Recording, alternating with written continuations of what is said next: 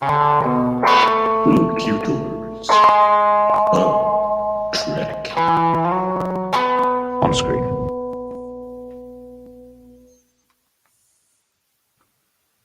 Hello and welcome to Locutors of Trek on screen. This is our Class L Pro. Today is a good day to dive deeper into some topics from Debate 9. See what I did there, fellas? We are your hosts, Plain Simple Tailors, a.k.a. Dave and Davan. And with us tonight is co-founder of this show, Adam Woodward from Enterprise 8. How's it going, Adam? Good. How are you guys tonight? Good. Nice to see you. It's been a while, Dave. Yeah. Indeed. Yeah, man. It's been a while for our show. Has it? Off the deep end. Yeah. Well, happy to be here. Finally being able to make it. I got to show you my new shirt. My new shirt. Look. All right. Hit it. Oh, that is a good one. Nice. That's like a Pike shirt. Right. Yes, it is. Yeah. Pike likes to hit it. He does. So before we get going, I'm interested to know what Dave thought of Strange New Worlds, or have you watched it yet? I've seen a few of the. I think I've seen up to about 3 or 4. I think, and I absolutely love it. I think it's the best Star Trek currently being made. Yeah. Don't disagree. It started. I was like, oh yeah. They've really managed to capture the way Star Trek tells a story, like that thing that you recognize as Star Trekky about a story, without that flavor. Exactly, without having to sacrifice a contemporary sensibility about it, right? Which I think is really good. I think they did a really good job at listening to what everybody doesn't like about Discovery and Picard and whatever else, and fixing it all. They fixed everything in this. They're like, fine, you can have what you want, you friggin' nerds. Yeah. Not that I dislike those other shows, because I don't. Me neither. But I really like Strange New Worlds. That's all. Yeah. It's really hit a good kind of stride. The only thing that comes close of the new stuff for me is Lower Decks, but it's a whole different thing. I do love Lower Decks. Lower Decks is fun for sure. Yeah. I finally got through everything just recently, so. Right on. Yeah. Well, for me, the very difference and novelty of Lower Decks is kind of what sells it for me. It still has that flavor as well. Prodigy now. In a similar way, Prodigy's novelty and the sort of weird premise of the story. It's a challenging first episode in some ways, even though it's a good story. But yeah, after that, I'm starting to like it better every episode. Anyway. So it's been a while since we've seen you all, auditors of Trek. But here we are. We're back with a probe. We're going to launch 3 probes tonight, and we have an episode that I've just about finished editing, and that'll be up. We thought we were recording the 19th episode of our first season. In fact, it was 18, Dave. So we have. God, are you telling me? Are you seriously telling me we have a problem with lists on this episode? And it wasn't necessarily entirely. How comforting. Normally, I am the one who has no idea where I am in the list, and I am that person still. It's nice not to be alone there. It's a good thing it was our comedy episode, because it wasn't. It was a bit of. It wasn't our best in a lot of ways. Maybe, I don't know. I think it was good, actually, but it wasn't our most prepared. Let's just put it that way. It was a comedy of errors, but it was on theme. But anyway, they'll go soon, and then we have 2 more of our first season, and then we'll take a little break. I'll throw up some best of clips and lists and segments and stuff for a little bit, and then we'll get on to season 2. But, there will be on-screen segments all throughout that time, I would imagine. Probably have another trouble with trivia coming up. But anyway, I digress. The Class L probes are we take topics from Debate 9 that we think need to have a little more discussion. We each picked one. Would anyone like to go first? Oh. Nobody cares. So I'm going to pick one. Happy to jump in. Today is a good day to die. All right. Is today a good day to die a better warrior's motto than victory is life? So, of course, I didn't get to debate this one on the show because it was the one I came up with. So I've been looking forward to discussing this one. Well, for me, this Klingons, of course, against the Jem'Hadar in terms of not only their battle prowess, which we see in many instances over Deep Space Nine, but also I think pits them in terms of their philosophy, their culture, their methods, and ultimately sort of their sort of fundamental ethos as warriors. So I think it's a really interesting question. It is, and I have two. I have two ways on this one. Number one is like it's such a definite statement. I've got nothing to lose. We are going to give it our all, and if I die along the way, I gave it my best. Which one? Both of them? No, today's a good day to die because I think that's just it's a finite statement. I'm okay with it. I'm okay with dying today as long as I'm dying in the cause. Right. However, it's very final, and it sets the Klingons apart from everybody. I think because I don't think anybody ever wants to finish a battle dead. Even the Jem'Hadar. The victory is life kind of has that finite nature to it as well, because they're like, without victory is death. Sure. Yeah. Yeah. And I think the different way in which like death shows up, in one it's named as death, and the other one is just the alternative to victory. I think like shows something pretty fundamental about like the way both species approach this thing. Like one of these is thinking about Sto-vo-kor, one of them is thinking about glory, one of them is thinking about songs that'll be sung in drinking halls with blood wine flowing for centuries to come, maybe, and a house named after them if they're really good at this. And the other dude is thinking about what do Jem'Hadar think about? Well, I think victory is life. Victory. You just made a great statement. Victory. If they're not victorious, life ain't worth living.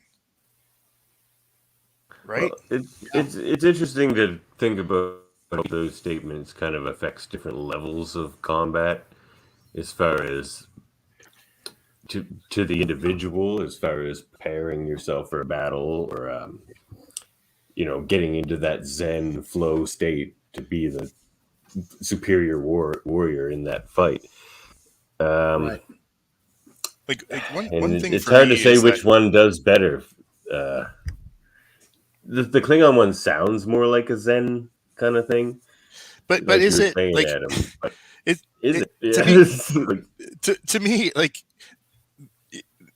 it's a very casual comment that we've heard many times in Star Trek over the years, whether it be like a little skirmish or Battle of Wolf 359. Everything is to lose if they don't win, versus just a little thing where it might not matter. Like I was doing work this afternoon, so I decided to put some Star Trek on in the background. Yeah, and I watched Rathacon. I watched Rathacon and Search for Spock. And Search for Spock. You remember the beginning of Search for Spock where Christopher Lloyd's character is captain. I can't remember his captain, whatever his captain. But he had his girlfriend on that freighter, that Earth freighter that gave the codes. Captain Krug. Yes. Mm-hmm. And basically, she implied that she'd seen the plans to Genesis. And then he goes, "That's unfortunate." And then she says, "Understood." Mm-hmm. And she says, "Goodbye, my love." And that's that. Like, wow. Yeah. The only thing now, I'm kind of like second guessing myself as far as like the preparedness for battle thing. Victory is life almost seems a bit more affirmative in that way.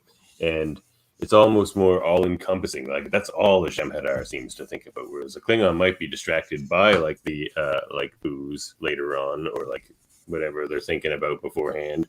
There's a lot going on with a Klingon, but all the Jem'Hadar thinks about is that victory, and that is tough to overcome.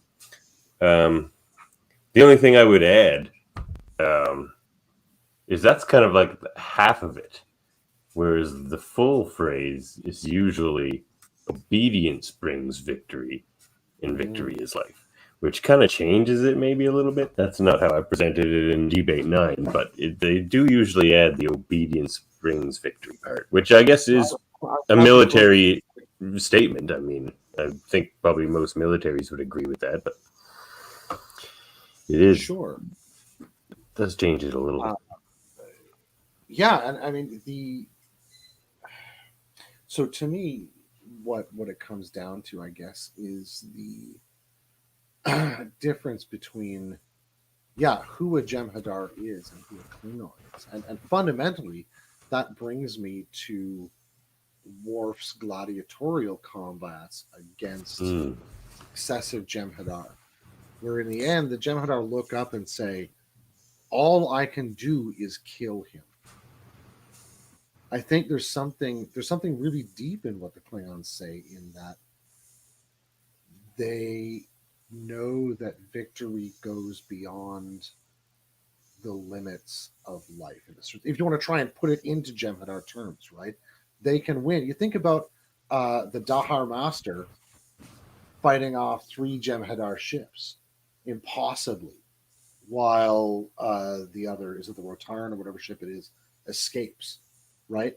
Like, there's something that allows Klingons to do the impossible in that orientation toward their own death and the sense of their own mortality, as opposed to just that sense of fulfilling the purpose of another, right? They kind of grab it that by the horns and make it their own. That would be my argument for it. I'm with you on that. I think that, you know, just the statements in themselves are just so much are culturally and like defining. Absolutely. It's almost like, you know, America, you know, life, liberty, and pursuit of happiness, and Canada, you know, peace, order, and good government. Yeah, exactly. Right, and it. You take a look at the two peoples, right? It's very, very different and way differently, and I think it's equally as defining with these two statements, Davan. You know what's sad? I forgot to launch this probe. Okay. Well, it is a good day to die now. What you guys are saying is totally true, and these phrases actually encapsulate what you guys are saying. Whereas victory is, or what we're all saying, I guess here, victory is like is kind of that all-encompassing cultural belief system that the Jem'Hadar have, where it's all they do and all they think about. But today's a good day to die has that joy in it. It does. And that allows them to go, like you say, Dave, in that the scene where Worf has to keep fighting them all. The Klingon can always push themselves a little bit further, it looks like, because they have that joy and that belief in Sto-vo-kor, and they're like, well, even like the harder I push in this, like the quicker I get to Sto-vo-kor, and like the bigger my once I get there, and like, yeah. There's something that reminds me of like Socrates' great speech when he's condemned to death by the jury of his sort of quote unquote peers in Athens, right? He's like, well, I thought more of you would vote against me, first of all, so thanks for that. And then he goes on to say, you think you've stopped me here, but either death is a sleep of the most uninterrupted sort, and who wouldn't like that? Or I go to the underworld and get to talk to Heracles and Perseus and Theseus, and I'm going to do the exact same thing I'm doing here. And you will remain depraved. So take me away. That's right? Like there's something marvelous in that.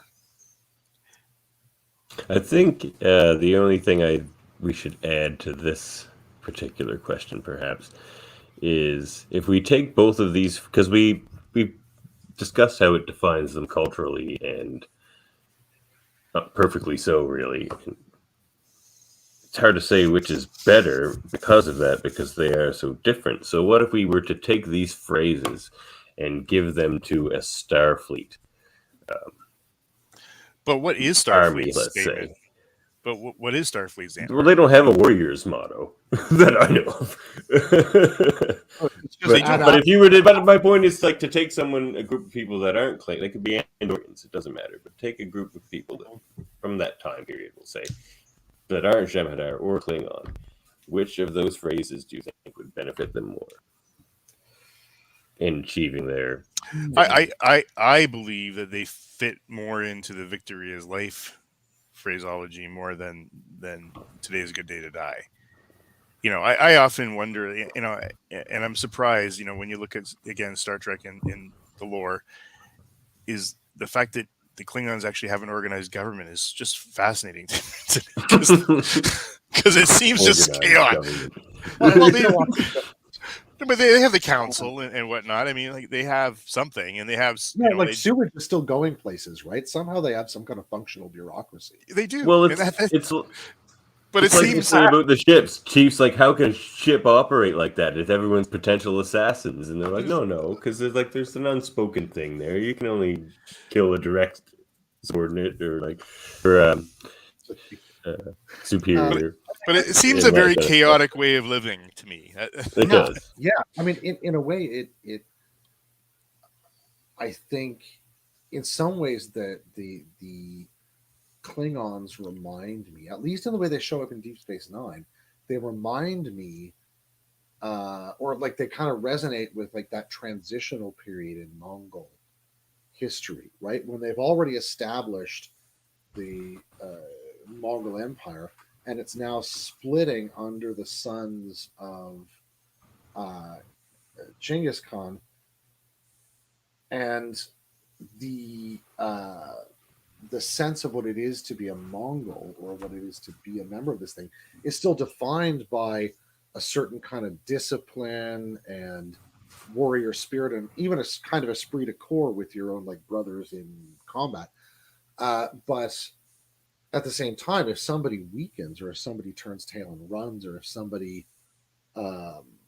betrays their unit, then right, you take them right. It speaks to me of like a historically sophisticated warrior culture, where the Jem'Hadar, in a way, are like a people without history, as far as we can tell.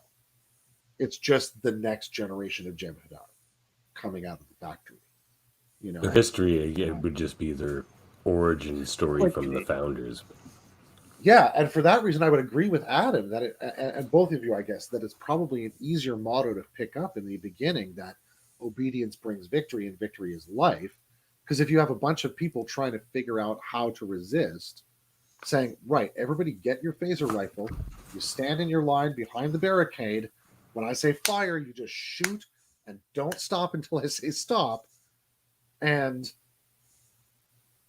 we might have a chance, right? Obedience is victory and victory is life. I can see that, I could see victory is life, obedience is victory, victory is life being more applicable to more people, but for a certain, including Starfleet and the Federation. Yeah, I think I agree with you there. But for that certain kind of person, and even certain kind of Starfleet officer, probably, your Shaxes, your Kirks, your Rikers, even maybe, certainly Worf. Today is a good day to die. It might be just what they need to hear, because they kind of have that warrior spirit within them. Jadzia, another good example. Kira. But I think they did a good job portraying that part of them. Clearly, because you just brought it up, is the fact that they would be the outliers, the ones who would go a little further than necessary, or sorry, not necessary, but certainly expected. Cisco, another great example. Yeah. Because Picard is not that guy. No, Picard's not that. No, he sort of transcends situations in very different ways, and normally that are trying to respect whatever the rules are in the situation, right? I think you're absolutely right. It makes Picard but you know what?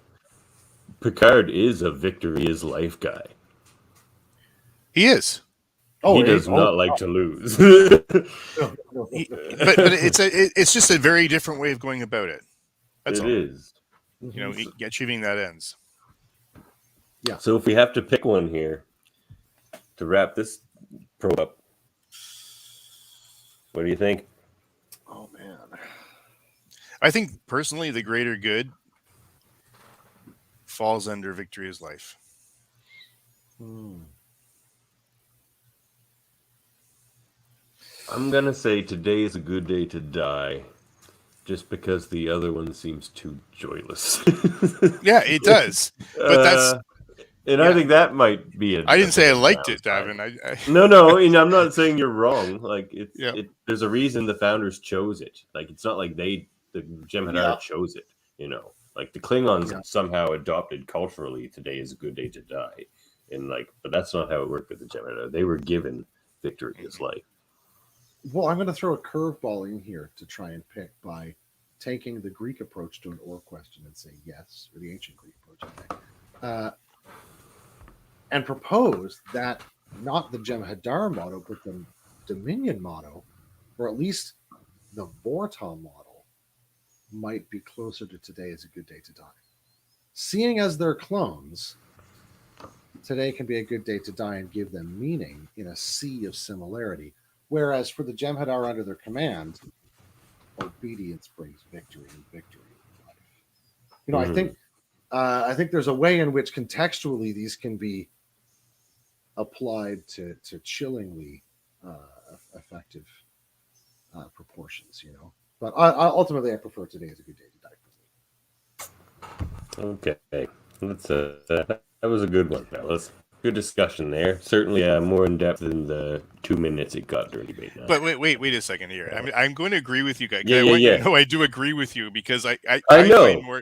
I find more joy in that statement. I think every time that you hear it, you go, "Oh, they're committed. They're in." No, look, I think you may have answered the question most honestly, Adam. I think me and Dave maybe left with our hearts a little bit more, but that's what that statement's all about. It just depends on how you want to parse it. Like, it's tough. All right. That's why these are great questions. They don't have definitive answers. Okay, Davan, bring up mine because yours is much more fun than I think more philosophical than mine. Okay, here comes Adams. Let's launch another one. Does Deanna Troi commit professional malpractice by reading the emotions of her patients, crew members, everyone around her, basically? Go ahead, Adam. Why did you pick this one? I have to admit that over the years, I haven't really come to the conclusion whether I like her or not as a character and as a crew member. I did like her a lot better after Captain Jellicoe straightened her out and put her in uniform. However, I do find Picard, too, that little bit that she got in Picard, she was phenomenal. Yeah, she was, but she wasn't. I mean, I was sort of. I guess she was on, call or on reserves, or I guess if she gets called back. But during her time with Next Gen, and it was particularly the early days, I found her as an officer very wishy-washy. She offered too many opinions and not enough. Captain, you should do this. As an executive team, you've got to give the captain the advice to make a decision. And I think she muddied the water too much because of her emotional contact with whoever she was dealing with. And we won't even talk about the personal relationship she had too, by the way, with several crew members along the way. So you're looking at that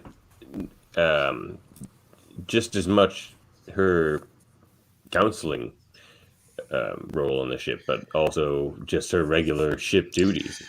I'm referring to she's on the bridge, and the captain's looking to her for an answer, and I found that she was never certain and definitive in what that answer would be. It was always like, "Oh, I feel they might be this, or they may be doing that," but it's not a captain. You got to take this action because they're going to do this. No, I guess she doesn't really give concrete answers. She's more of a... She's a therapist. and I guess she just feels she's giving him a little bit more information to work with. Yeah, maybe a little insight.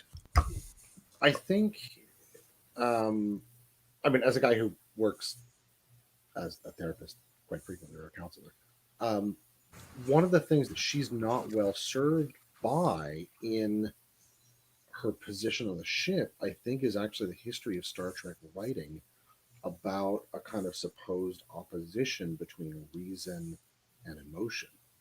So the kind of dialogue that gets written for Deanna Troi is all about what isn't rational necessarily, right? Because that's kind of how they approach those questions. Is it rational, like Data or Vulcan, or is it emotional or passionate?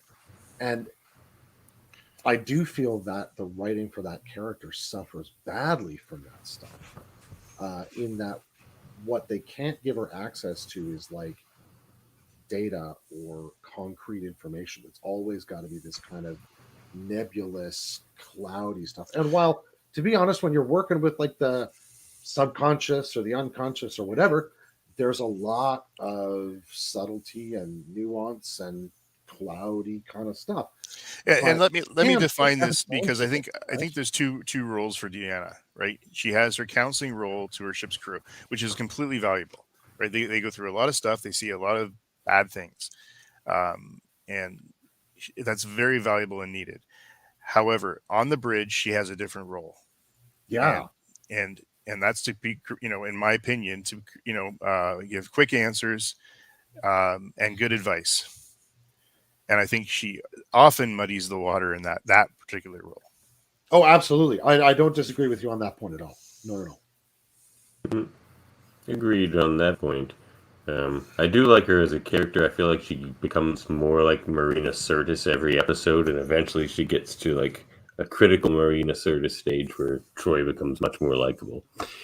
And she does. And you're right, it does probably coincide pretty closely with the Jellicoe episode. You're right about that. I really believe that. I think that if you go back to particularly seasons 1, 2, 3, like I don't know what she was doing. It wasn't her fault either. Like, her plots were romance plots that they wrote for her.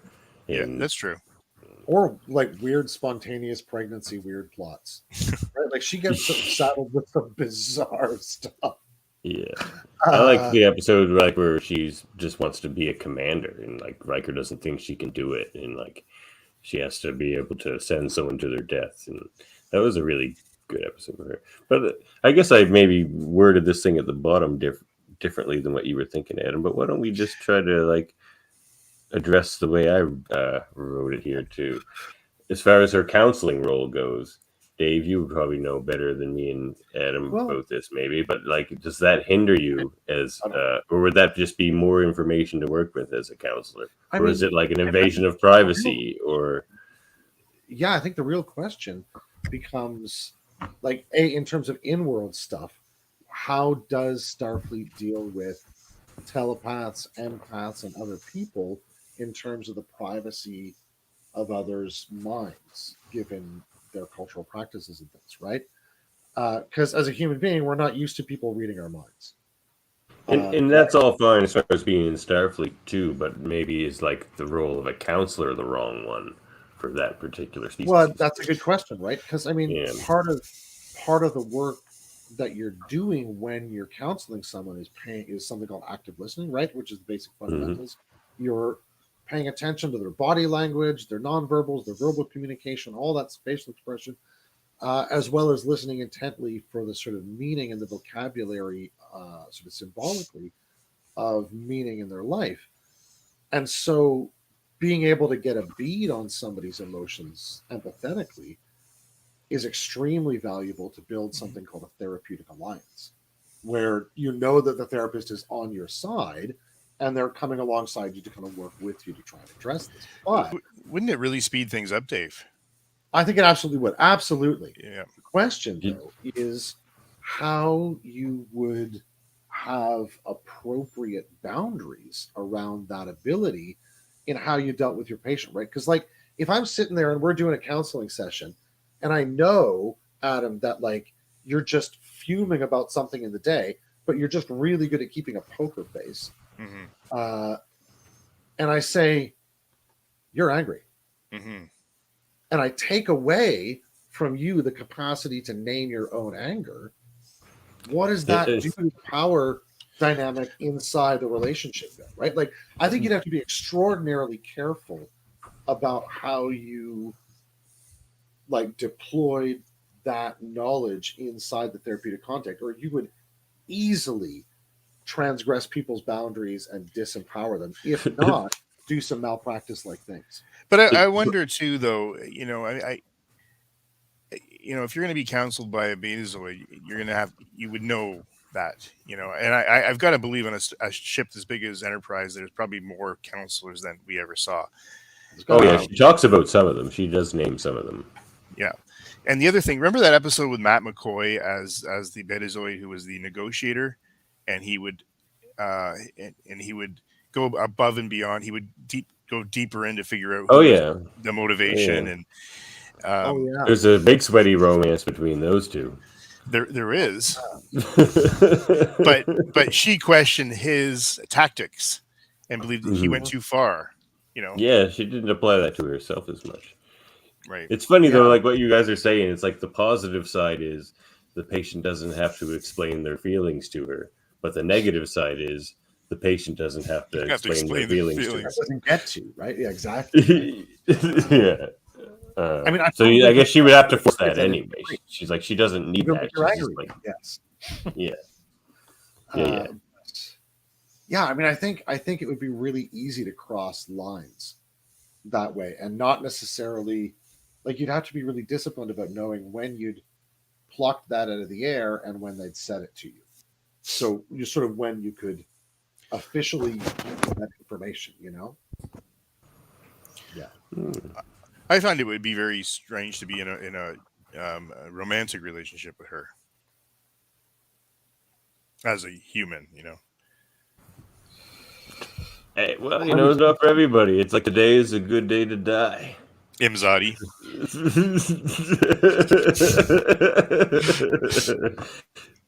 All right, so we got to come down on a line on this one too for the sake that one. It wasn't too much there, but it was still to me interesting. What do we think here? Professional malpractice, yay or nay? Nay. I think my answer would be all too easily. That would really be I think it'd be super easy to commit malpractice. You'd have to be real careful. How well do you think she does it from what we've seen? She's definitely committed malpractice over the course. Fair enough. She's a hypocrite. Whether they're like super serious infractions may be a different question, but like she's definitely gone over the line on a number of occasions. Yeah, I'm gonna have to say she probably does commit professional malpractice. And I think there's a reason there's more than one counselor on that ship. People needed an option there. But I do like Deanna. I want to put that right up there. I like Deanna post season 5. That's answer to that. And all the movies. She's great in the movies. Oh yeah, she's great in the movies. Actually. All right, that's another one. Does Admiral power corrupt absolutely? And the reason I picked this one is, of all the ones, I was just going down the list quickly there. It's the one that stood out as the most, perhaps relevant to our time, but perhaps relevant to all times, because you don't need a spaceship or Klingons or Starfleet for power to corrupt.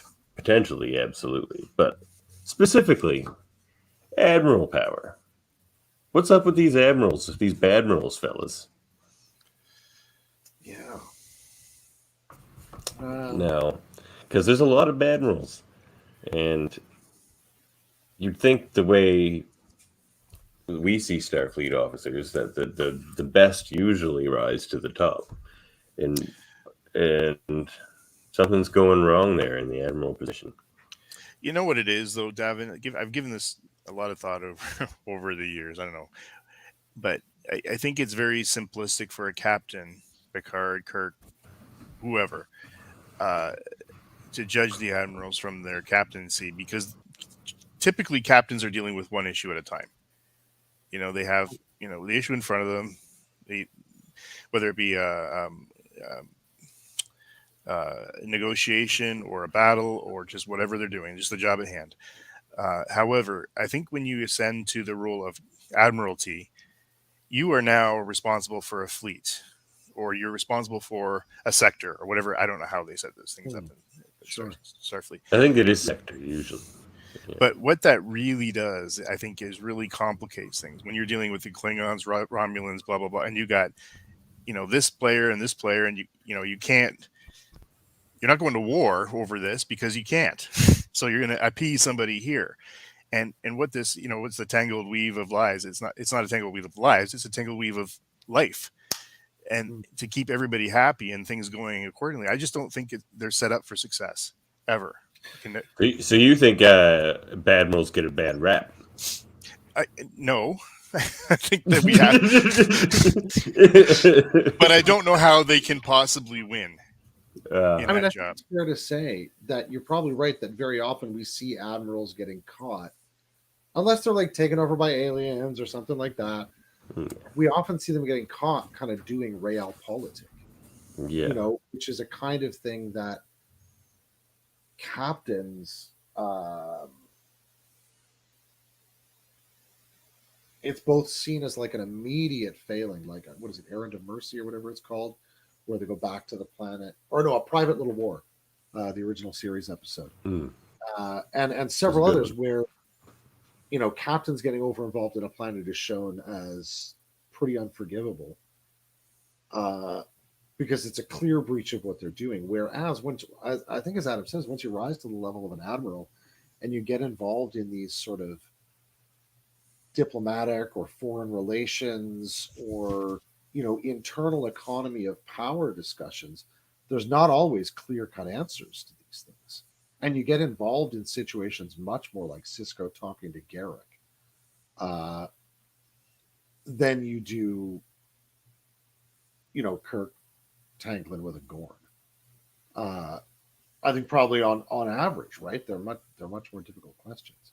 The other side is, I think there's to throw kind of my 2 cents into the mix would be that there's that old adage about the people who seek power are not always the best people to have it, right? Those who wouldn't do the job except for cringing at the thought of any of those guys and what they would do with the job might be the person to give it to, because they don't actually really like Martok, right? The philosopher thrust upon him. Yeah.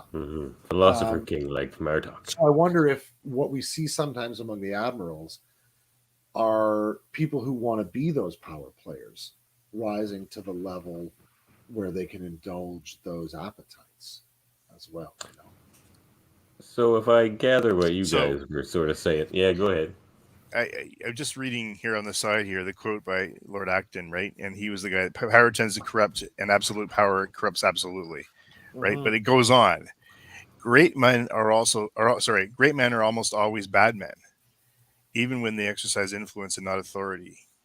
Still more when you superadd the tendency of the certainty of corruption by authority.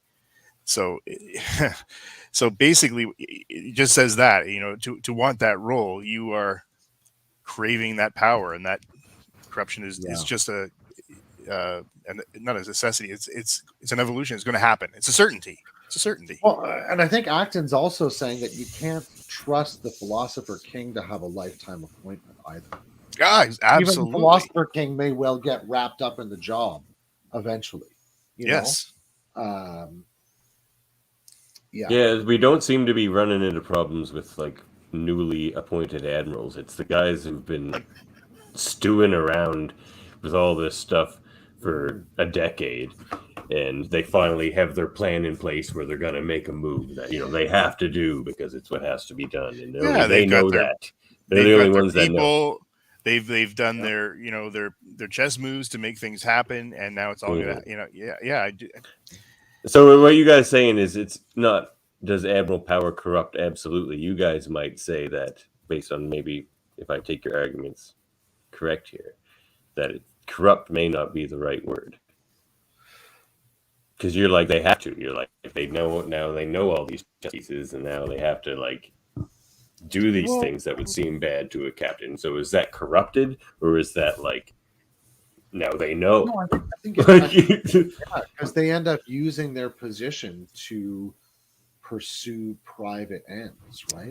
And that's a problem right there. You know, it's almost like an allegory of like the old senatorial class in Rome, or the House of Lords in in parliamentarian England, around the Civil War period, or the senator class or congressional class in the States, right? Where they just end up floating above the populace to some level in ways that make them feel empowered to do all sorts of grandiose things. But I mean, we're also dealing with the character of a military-industrial complex there, right?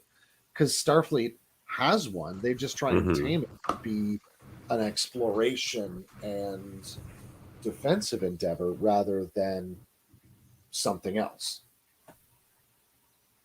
I mean, you're an empire that expands at such a rate that they do. You can legitimize a very large defensive fleet that can be turned into an offensive one when the Borg show up and that sort of thing. But with some effort, but yeah, absolutely. Yeah. But I don't know about you guys, but I'm always surprised in not a nice way when when we're watching Star Trek, whatever series, and you get into the Section 31 kind of activity, right? Or how about that Next Gen episode where they talked about that ship that could cloak itself and was stuck in that that asteroid? Remember that Captain? Yeah, the Pegasus. The Pegasus, right? And it became this, this thing that Riker could never talk about. And Admiral Pressman, he was a very driven fella. No, he's the perfect example of a admiral because he felt he was doing the absolute right thing. But maybe he was. Maybe it would have been better for Starfleet to have that technology, even though they said in the Treaty of Algeron they would never do it. But their argument against Pressman was that he was going to ignite a war by doing this. Yeah, yes, probably. Sure. Well, and I think you make a good point, Adam. There may be in terms of what the sort of classic political theorists of like sort of early modernity would have called reason of state. That is the state as an organism's desire and need to survive and propagate its own life. It may require, or this is the precursor to realpolitik, right? Like it may require agents or creatures that can do these sorts of choices. So, I mean, referring to a different franchise, it makes me think of somebody like the agent from Serenity, who says, like, I have no place in the world I'm trying to build. I'm a monster. I know that. Right? And I think there's ways in which even, now I've lost his name. The guy who's the head of Section 31 over DS9. Sloan. Yeah, he says very much the same thing. Yeah. Admiral Marcus. Not a good man. I know you. Oh, you guys aren't Into Darkness. Admiral Marcus. Remember creating the giant, the giant ship just so he could, if there's a war coming, who's going to fight it? You? No, I am. He was a bit of a xenophobe though, but yeah. And I think, Admiral Cartwright, another one was a problem. I mean, they're all problems. Well, I suppose maybe another way to talk about this question is what is this motif let Star Trek do in terms of storytelling? What is the motif of the corrupt admiral allow? Thank you, Dave. Yeah, there are not like Admiral Dave checking in. Admiral Vance on Discovery is not corrupt.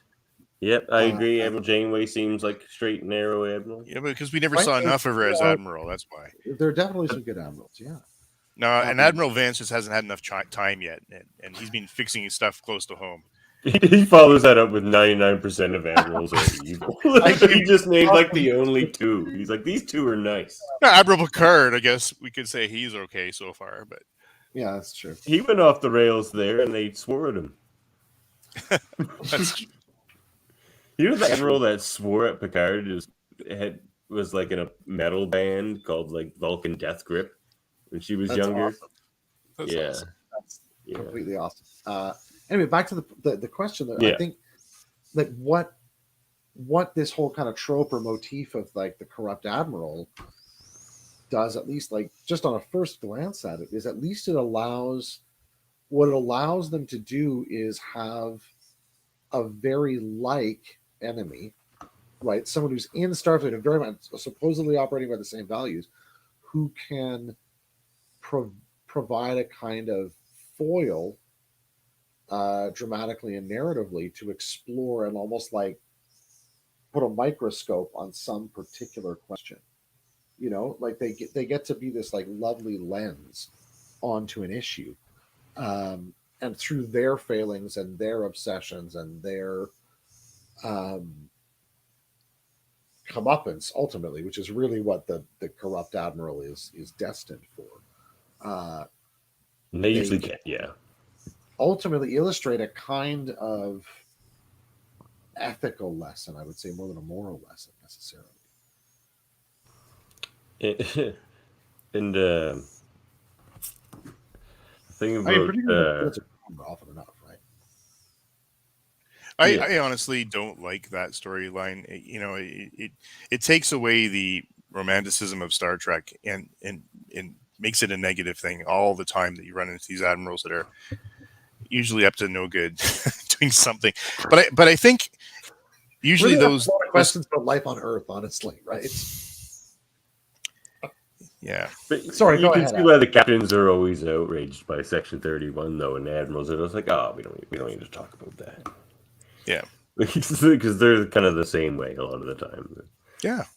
But is it in a way to protect the Federation or protect Starfleet? Like, I mean, is that their ultimate goal here? Whatever the cost.